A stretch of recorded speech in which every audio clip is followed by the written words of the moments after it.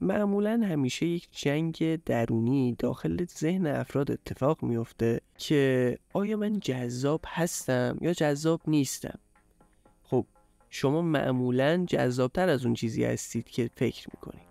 حالا توی این ویدیو 5 تا نشونه بهتون میگیم که اگر اینا رو دیدین شما جذاب هستید.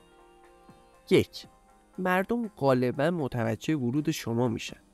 اگر به یک مهمونی رفتید و دیدید که دیگران به شما نگاه میکنن، به این معنیه که مردم دست کم متوجه حضور شما میشن و مهم نیست که کسی برای شروع یک گفتگو به سراغ شما بیاد یا نه. 2.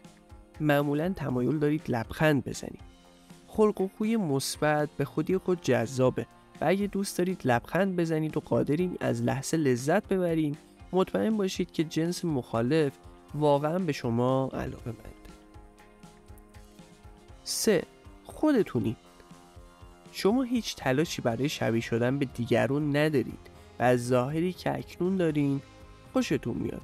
متمایز بودن شما توجه زیادی رو به خودش جلب میکنه و به دیگران این امکان رو میده که بدونن شما از زندگی و از خودتون چی میخواید. 4. زود حوصله‌تون سر میره.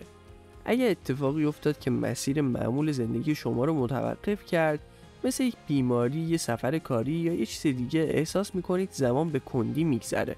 شما به برقراری ارتباط با افراد زیاد، قرار ملاقات و دیدن دوستاتون عادت دارید و حتی اگر از تنهایی لذت میبرید، انزوای اجباری شما رو آزار میده. 5. مردم برای شما پیام میفرستند یا با شما تماس میگیرند. حتی اگر در یک رابطه هستید یا همسر دارید، ممکنه علیرغم موقعیت خود از افراد توی شبکه‌های اجتماعی پیام دریافت کنید. البته که باید این پیام ها رو نادیده بگیرید.